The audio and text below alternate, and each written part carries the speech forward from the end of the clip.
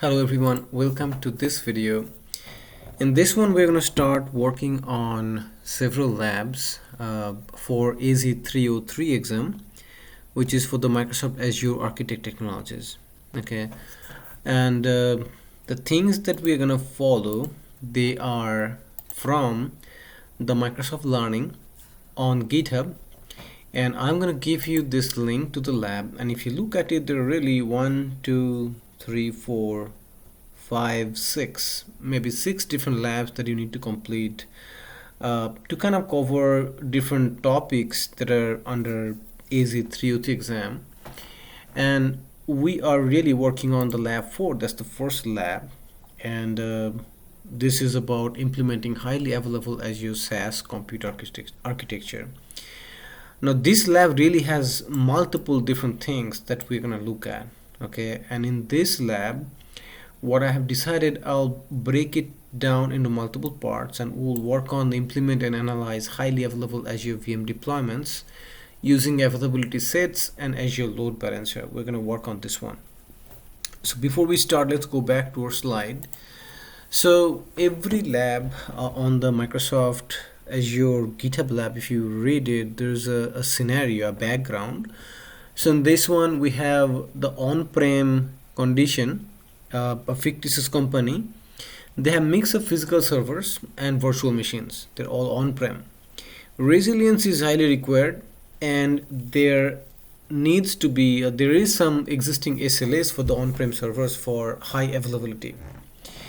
And to meet those SLAs, at the moment, synchronous replication between cluster nodes is done either using Windows Server failover clustering, Linux CoroSync clusters, or Pacemaker Resource Manager. Okay, now the company wants to move to the cloud and they want to investigate, okay, if I move to Azure, what are the high availability requirements that is supported within Azure? How can I meet my SLA? How can I make my servers more reliable? Okay, so what we really need to do, we need to test a range of high availability options within Azure. What are the options? Here are some. We can use availability sets based deployment of Azure virtual machines behind an Azure Load Balancer Basic. Okay, the second one is zone redundant deployment of Azure virtual machines behind an Azure Load Balancer Standard. And then zone redundant deployment of Azure Virtual Machine scale sets behind Azure Application Gateway. You have fourth option of automatic horizontal scaling of Azure Virtual Machine scale sets using auto scaling feature. And last but not the least, manual vertical scaling, compute and storage of Azure Virtual Machine scale sets. Lots of options for virtual machines. Now let's talk about availability set real quick. Now first thing I want you to remember, availability sets is a high availability options when you are considering the high availability within a single Azure data center. Okay, so first thing, if a data center fails, this is not gonna work. You have to think about some other solution. Excuse me. It's a logical grouping of Azure virtual machines which controls their physical placement within the same Azure data center. Okay, Azure makes sure that the VM within the same availability set runs across multiple physical servers, compute racks, storage units, and network switches. Okay, so let's take a quick paint. So say this, the whole big thing is your Azure a single data center, and you have a whole bunch of racks in there. Okay, these are actual physical racks. Okay, so now you can deploy one VM here, another VM here, another VM here, maybe another here, another here, another here, another here. Okay, so now with availability set, you can group maybe these sets together. Okay, then another set you can group in a different way. So what will happen if this and if this virtual machine is a complete identical copy of this virtual machine and this virtual machine, say this physical rack is completely destroyed, okay, this is completely gone, so you still have the other two racks where the virtual machines are still available. Or say if you're doing some kind of update to a virtual machine, when you are updating this particular virtual machine, these virtual machines will not be affected by the update. So if something goes wrong, you have two other, depending on how many you're deploying and setting it up, at least one other virtual machine that will be available to give you the high availability. But again, it's only, this is a data center. So if your whole data center fails, then you're in trouble. All right.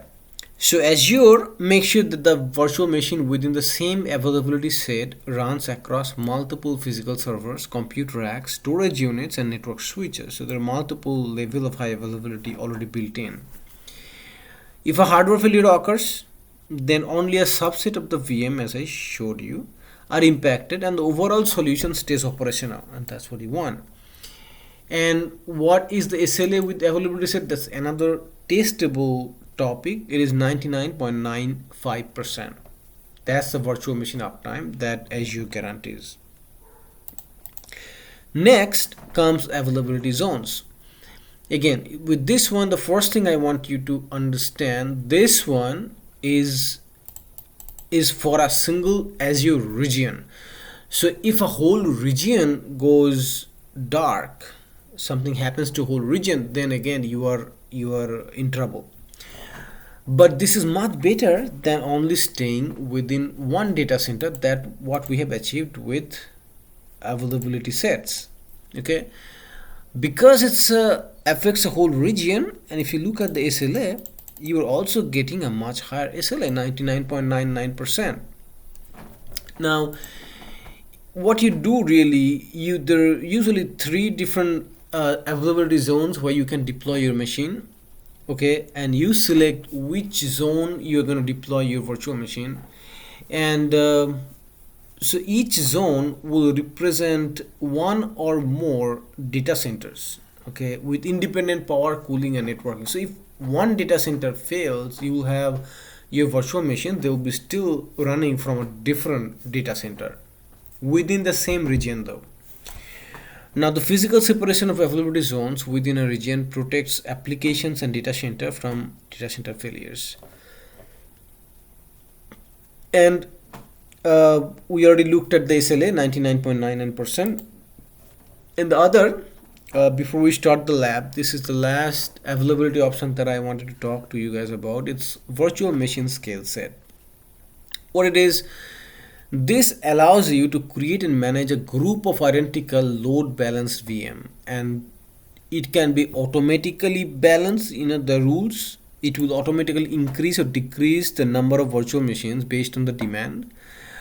They will provide high availability of your applications, and it will allow you to centrally manage, configure, and update many virtual machines at once. Okay.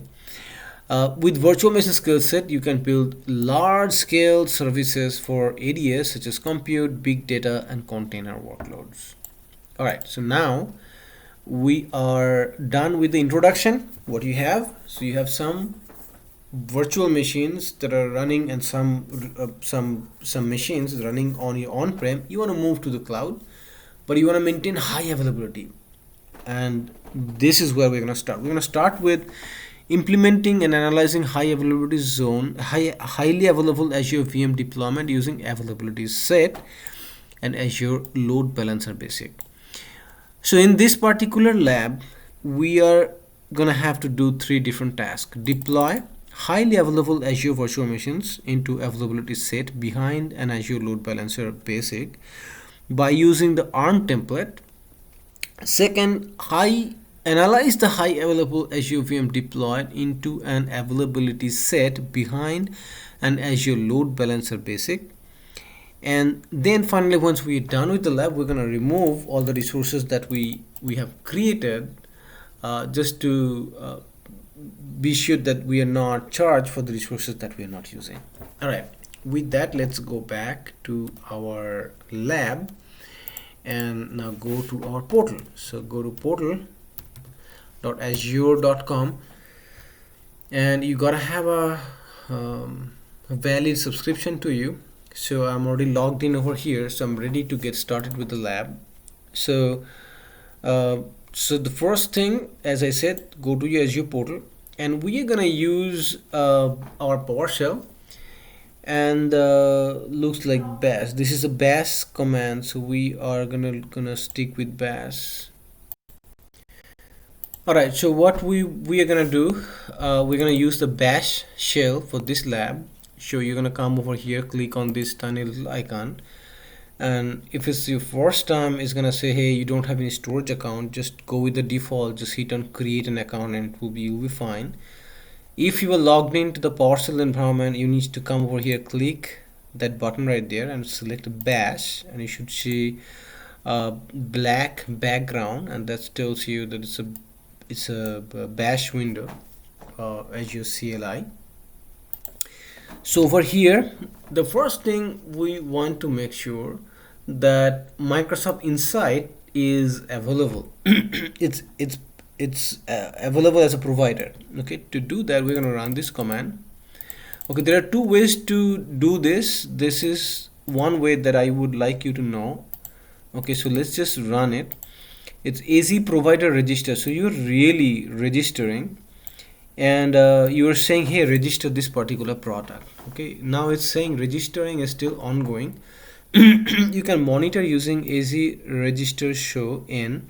So run this command, and that way we know absolutely sure that this is registration is successful. And here looks like our registration is done, and some providers are only available in certain regions, so you will have a lot of information available from here. The other thing I would recommend, that if you want to be double sure, you can go to your subscription.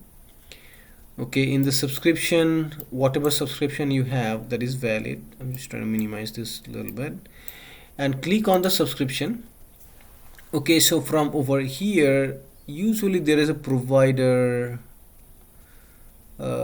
properties, resource provider, okay, right there. Okay, so you can click on it, and we were trying to add Microsoft Insight, so you can just search for that one, and if you look at that, its status says it's registering. So this is still not registered, so you got to make sure that this is completely registered for the lab to work. So you can refresh this one and check the status on it. Now it says registered, right? So if you didn't know how to run this command that we ran, that is AZ provider register and then the namespace, you can also come over here, find some other provider, and you can just click register on register button, just select that one. And now if I want to unregister, you would be selecting this one, right? So but we got that one done. So the next thing that we can do, we are going to upload some file. Now how to get the file? So this one I recommend that you kind of note where that lab is, lab 01, and then we're going to upload this file. So what I usually do, I come over here, go to the root. You can, by the way, download the whole lab. Okay, if you're familiar with Git, you can do that. There are many ways to do this. The way I typically do, if I don't want to store these things in my computer, so I know it's one is the folder name, and then I'm gonna just look for which file they're asking us to download. So I leave this open for me, and over here I'm come over here, looks like Azure deploy 30301 sub a.json. So Azure deploy 30301 sub a.json, so that is the file. So I'm just going to click on it. I am going to go to the and click on raw, and then save the file to some place. Before I save it, this is a ARM template file, it's JSON formatted. Here is the schema which is required, content version. You can have different content version over here. Looks like you have a parameter, a resource group location, then variables, resources, It's gonna create Microsoft resource group most likely, and it's gonna get resource group name and resource group location from that's previously that we have saved over here. So just save this one. To save this one, just right click on it, and it should give you save as option here. There's save on option. Then you can I'm just gonna create a new folder, call it 303. Okay, so match the lab at 01, and I'm gonna save it as sub A. So that's been saved. Okay, so then sometimes the command that you have, okay, you have to modify just a little bit. So in this one, I'm just gonna write down the command, and as your region I'm gonna use East US. You can use any other region that you like. So I'm gonna create the East US, and that's pretty much all I need. And this is a command that you use to run a template file, and so before you run it, we need to upload that file. So how do you upload? So you come over here and you click on this tiny icon over here that says upload and download. Click on it, click upload, and once you do that, it's just like a Windows upload. There we go. So go to downloads 30301, and that's the file that we need, and it should say the upload complete. So you can over here, come back over here, Control U, that's gonna clear the line, and I'm just gonna do a alias real quick just to make sure the file, that's not the command, ls. So that's Azure deploy 30301 sub a .json. So that file is available to me, so I can start working on it. So the next thing that I'm gonna do, I'm gonna get the command that I have already written. Okay, I'm gonna copy this one and I'm gonna paste this one. Okay, and hit enter and see what happens. So once this command is done, you're gonna likely to get some kind of message back that it's been successful or something like that. So while it's running, let's go back over here and let's see what it's doing. So this command is creating, as I said, based on the template, it's creating a resource group. Okay, that's about it. And resource group name, because the parameter you have provided AZ30301A lab RG, so that is the resource group that should be created. Okay, so now this says successful, so I can come back to my home, click on the resource group, and I better see a resource group AZ30301A lab RG. So that's the resource group that just got created and shouldn't have any resources inside it. Okay, that looks good. So we're done with this. So now what we need to do, from the cloud shelf, and upload the next file that is 30301 RGA JSON. So come back over here, I'm gonna go back a couple times, and then 30301 RGA.json. So usually if you have a RGA and RGA parameters, you likely to need both files. So here in this case, I'm gonna get this one first. And again, if you want to look at the file, let's go to the raw view. This is gonna create a virtual network number of VMs, so it's probably gonna create multiple VMs, right? Nicknames, then VM prefix, here's admin username, admin password, VM size, standard VS2D3. So you will find lots of information in here, and I would recommend that you spend some time to review what is this template file is doing. And it's if you're taking 303 or 304 exam, you may expect to see some questions that are a template type, and you may have to figure out what it is or tell them what command is going to work for you. Okay, so we got our the main JSON file. We also need the template on the parameter file from this one. So a parameters is the other file, so let's get that one. Go to the raw view, and here you see the parameters that we are providing is the username and the password, right? So come over here again. So next we need to upload those two files. So come back over here. So they should say here is the upload this file and upload the parameter file, as I said, as expected. So come over here, do and upload it, and we want the RGA, and again I'm going to upload the other file, that is the parameter. Okay, so we have both of them. So now we are now ready to run the next command. Okay, so the next command is going to deploy this template file that we have just uploaded inside this particular resource group, and the parameters are going to come from this particular parameter file. Now this is another important thing that I want you to remember. So when you assigning the template, your parameter that you need is dash template file, but for the parameters you need to add a @ sign and then the name of the file. If you look at template file, you are not adding the @ parameter with this name, but with parameters you do have to add this. Okay, just to keep that in mind, might be useful when you're writing your own command. Alright, so this one I don't need to make any modifications. I'm just going to paste this one and hit enter, and that should start the deployment of that particular ARM template. Okay, so let's come back over here, and it says it is going to take about 10 minutes to deploy everything inside that particular template. And so we're going to wait about 10 minutes and then come back to this lab. Next thing we're going to do is start with the task 2, where we're going to analyze highly available Azure virtual machines deployed into the availability set behind an Azure Load Balancer Basic.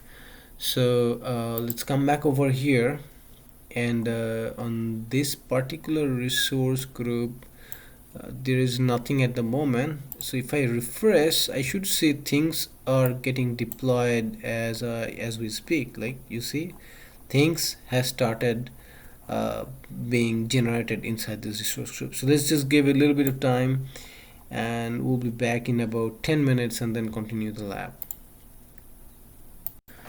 Alright everyone, it's about 10 minutes, so I'm back. Looks like the provisioning state is successful.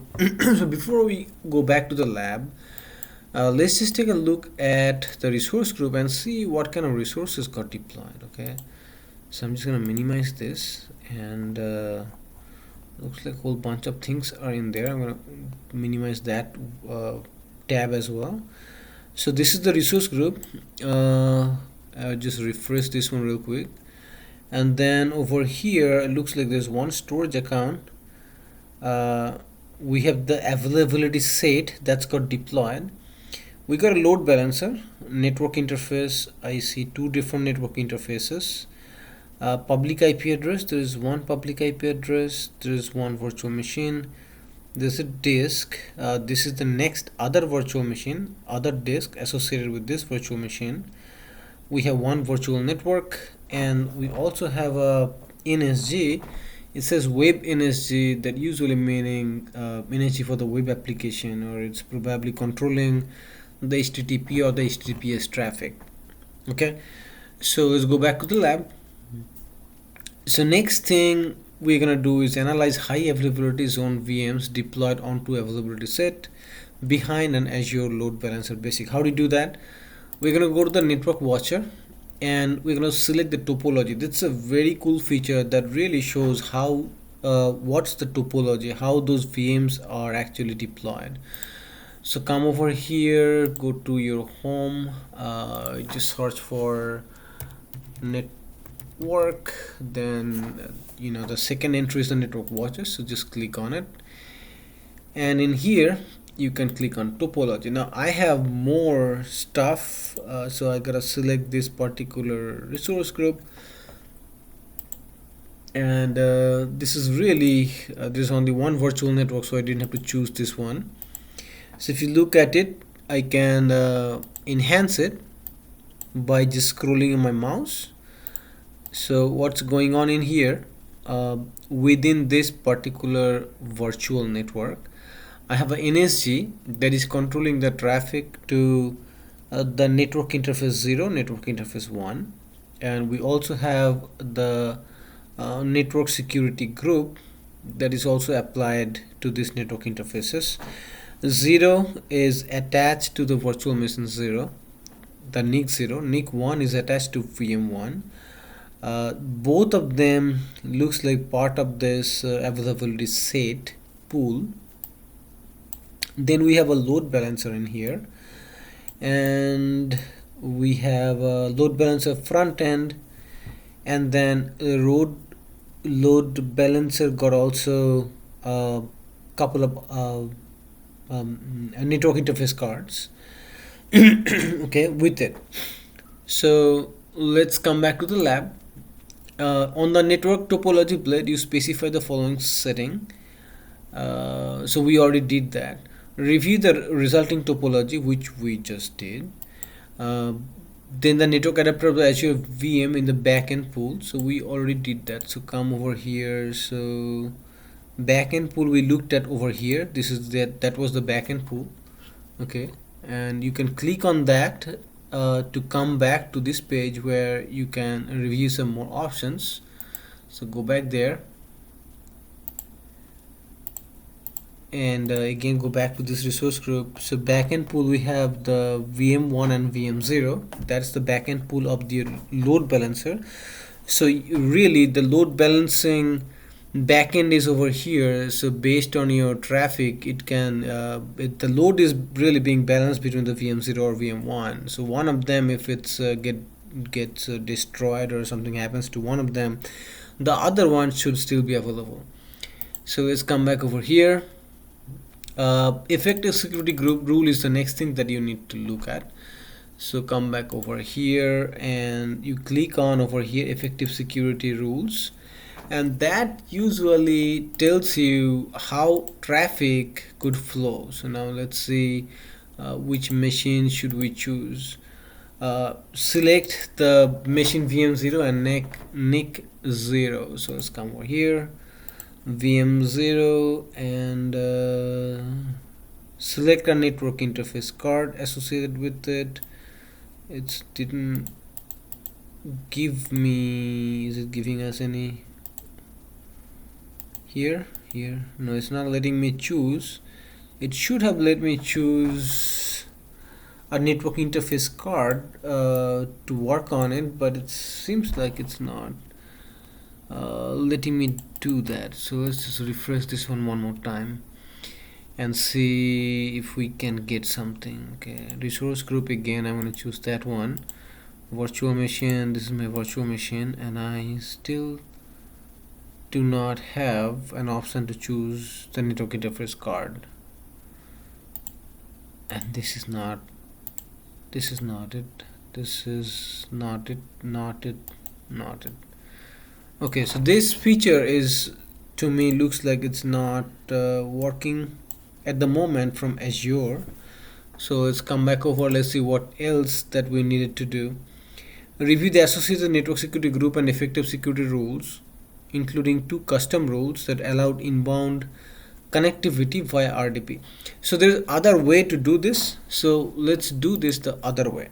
So here, Network Watcher is a tool that can give you a lot of information. But since I'm looking at VM0, the other thing I can do, I can just go to the virtual machine. So VM0, so that's the virtual machine. Let's come over here, and over here go to networking. Okay, so once you go to networking, this is your inbound rule, outbound rule. They're all over here, and usually they also have a effective security rule. I'm trying to find if it's in here somewhere. Effective security rule right there. Okay, so you can click on this one, and hopefully this one is going to give us the view that we want. So let's just wait for a second, and while this is loading, let's go back here and read. So all they're asking is to review the associated network security group and the effective security rules, including 2 custom rules that allowed inbound connectivity via RDP and HTTP. And I told you that based on the NSG name, I thought that it's for controlling the HTTP traffic. Okay, so let's come back over here. This is your then rules for this particular network interface, NIC 0. That's what the lab wanted you to use. Okay, I'm just doing it in a different way. So here what you see, that this is the allow RDP and allow HTTP. Those are the 2 rules they are not default. So these rules allow VNet inbound, allow Azure Load Balancer inbound, and deny all inbound. These are all by default they get created. On the top of it, during the ARM template deployment, we are allowing the traffic to port 80, and we're also allowing RDP connection from any port, from anybody. Okay, so we have reviewed that. Next thing that we need to do, on the network watcher blade, select connection troubleshoot. So let's go back to the network watcher again, network watcher, and then connection troubleshoot is over here. So in this one, what do we need to do? This one intention is to verify the proximity in the networking terms of the two Azure VMs in the same availability set. So what we will do, we're going to configure this resource group on the same resource group. We're going to start with VM 0 VM 0. So that's the resource group. Virtual machine VM 0 is the right one, and then destination. So here basically what you need to do, connection troubleshoot provides the capability to check a direct TCP connection from virtual machine to another virtual machine. Fully qualified domain name, FQDN, URI or IPv4 address. Okay, to start, choose the source to start the connection from and destination you wish to connect. So we are saying, okay, let's check from VM0 to VM1 and check send the TCP protocol, and you need to provide a port. Most likely you're going to provide either 3389 or port 80, right? So let's see which one we're testing. So protocol TCP, and we're testing port 80. So let's copy this one, say port 80, and then we just hit check, and it will say that it's checking and deployment is progress, stuff like that. I can close over here, and it says you need to wait a few minutes for the results in order for the Azure Network Watcher Agent VM extension to be installed on the Azure VMs. Yeah, that's another thing that you just need to remember. This is something it's going on at the background. So if you click on over here, and if you click over here, it says deployment to resource group is in progress. So you can click on this one, and you can click on this one again, and you can read some more information about what is exactly going on in here. Okay, so let's just close this one and wait for this to be completed. And actually we are at the in the wrong spot now, so we gotta go back, and this is what we wanted, and port 80 is what we wanted. We just do the check one more time, and here is checking the connectivity. We're now going to move away from this page, and it should say the connectivity is successful. So let's just wait, and there we go. Network VM provisioning state. Okay, this is not yet successful, probably because my deployment is still in progress. So just let's wait for a minute more, and then we're going to retry this one. Okay, while this is going on, let's go. Now it's successful. So let's go back to the lab, and it's the latency should be about 1 milliseconds, and it should be able to connect. So let's try one more time. So connect, come over here, hit check, and hopefully this time it's gonna say that it's successful, and the latency should be very minimal, because they are both within the same Azure subnet, same Azure VNet, and should have very fast network connectivity between each other. So just give it a second while this is happening. Let's come back over here. So we're gonna test this one, and then on the Azure portal we're going to go back to the resource group, and we're gonna look at the availability set, and we're gonna look at the fault domain and the update domain values. Okay, so let's come back over here, see if this. Okay, now you see that is now its status is reachable, because that agent deployment was successful, and now it can give you all the information that you need. So agent extension version is 1.4, and here is the hop version. It can have a direct connection from this address to that address since they're in the same virtual network. And average latency is just 1. It's very in milliseconds, like nothing, right? So we have proven that within the availability set, our virtual machines, they can talk to each other, and latency is almost nothing. So now we're going to go back and go to the availability set and see how it's configured. So copy this one. You can directly search if you know the name of the resource, okay, and it should show up someplace. So here's it showed up, and just click on it. It will take you to the overview page, and in this one we are using 2 fault domain and 5 update domains. There are 2 virtual machines that are currently running inside this availability set. And look at that, the first one, your fault domain is 1 and update domain is 1, and the second one, fault domain is 0 and update domain is 0. So they are placed in a completely different update and fault domains, and this feature is for one single data center. So if this rack, there is a failure, this machine should not be impacted because this machine should be part of a completely different physical server. Right? Do you understand? So that all looks good. So come back over here, note the values. So we just did that in the Azure portal, and next we're gonna go to the load balancer, and we're gonna note the public IP address of the load balancer. So we looked at how this availability set is being configured. So let's just search for the load balancer, and once you are in the load balancer, there should be a public IP address. So copy that public IP address, and I'm gonna save it over here someplace. There we go. And once we come over here, we got the IP address. Right now we are going to start a bash session, and what we need to do from the cloud shell, we're going to run the following test load balancing of HTTP traffic to the Azure VMs in the backend pool of the Azure Load Balancer. Okay, so just get this, okay, and we're gonna just update this command just a little. So paste this here. I need the IP address, so instead of load LB IP address, I'm gonna put this one. Copy this one, and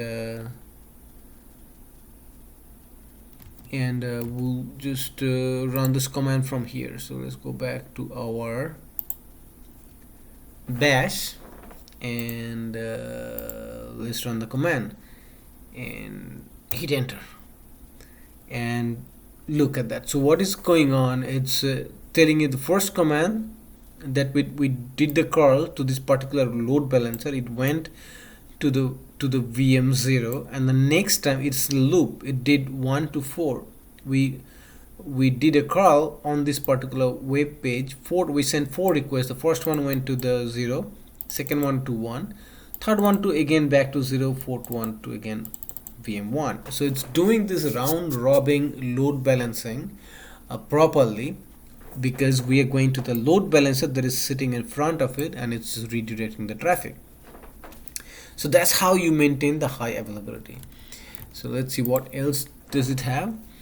In this one, on the load balancer blade, select the load balancing rules, and then select this entry replacing the load balancing rule handling HTTP traffic. So let's just go to this load balancer over here, then load balancing rules over here under settings, and this is the one that we need to select, and this is the rule that's got created right now. Okay, so let's see how what they're asking us to change in here.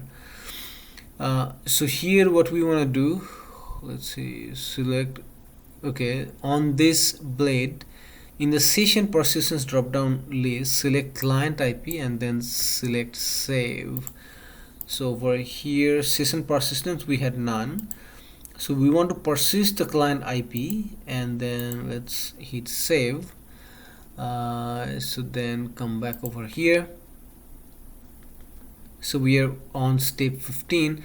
Wait for the update to complete, and on the Cloud Shell, rerun the following test loading HTTP traffic to Azure VM in the backend pool of the Azure Load Balancer without session persistence. Okay, a placeholder with the IP. So in this one, we are going to just run the same thing. This time, verify the return messages indicate that the requests are being delivered to the same backend Azure VMs. Do you know why is the case? So let's first run the command and then I'll tell you why. So this is not yet done. So saving the load balancing rules. Okay, so now it's saved. So again, click on that one and rerun this command and look at that. So now, since I said, okay, maintain the session persistence, that means if I am coming and I am making the first request, load balancer now knows, okay, for this particular IP I want to maintain the state. So everything that I want, all the request and response should come from the same server. When we did this, that was not there, so it was just any request. If I send 4, the forward requests were distributed between the number of available virtual machines. Here I said, hey, maintain the state, so this one is happened. So if I run this command again and again and again, so your state is being maintained. Okay, so let's come back over here. Next thing we are going to look at is navigate back to the load balancing blade, and we are going to look at the inbound NAT rules entry, and we will see that there are 2 rules that allow for connecting the first and the second of the virtual pool virtual machines via remote desktop over TCP port 33890 and 33891 respectively. So let's look at that one, inbound NAT rules. So we'll come over here again, minimize this, come back to the load balancer. Inbound NAT rule is the next one on the left hand side blade, and you see there are 2 different rules, and you can click any of the rules if you want to do, and name is this. Load balancer front end custom idle timeout, and if you look at the port is 33891. If you look at the other one, it is the port 33890. Okay, so that is fine. And the next thing that we want to do, from the Cloud Shell, run the following to the remote desktop connectivity, okay, via NAT to first virtual machine in the backend. So what we can do, we can take this command again and modify just a little, provide our load balancer IP address. So here is the load balancer IP address again. Copy this one, put it in here. So again, we'll copy this one, and this time we're just using the tailnet to run our command. So come over here again, click on this and paste. So we are sending a tailnet command to this particular load balancer with port 33890 that should go to virtual machine 1. And if you click on it, and it said rebuild this URL trying to connect, and now it says connected to this machine on port 33890. Alright, verify the command, return a message indicating that you successfully connected. Okay, so once we have verified that, we can click on Control-C key combination to return to the bash shell prompt and run the following to test the remote desktop connectivity via the NAT to the second Azure virtual machine in the backend pool. So what would be the command you think is, last time we used this port and this time we're going to change the port number. So come back over here to a Control-C to get out of here, go back and change the port number to 1, hit enter, and look at that. This is also saying that it is properly connected to the backend pool to some server that you don't know, and it should be the server 1 or VM1. So we are done with this, and the last thing, we are gonna do a Control-C combination to return to the bash shell prompt. Okay, so that is really the end of the first section. So Control C, now we are back over here. Okay, so what I really want you guys to understand, so let's do another quick don't save diagram. So we really had a load balancer, okay, load balancer, and the load balancer in the backend pool we added the availability set. The availability set, we had two fault domain and we had 5 update domain. Okay, but since we only had two different virtual machines, this virtual machine VM0 got FD 1 and fault domain 1.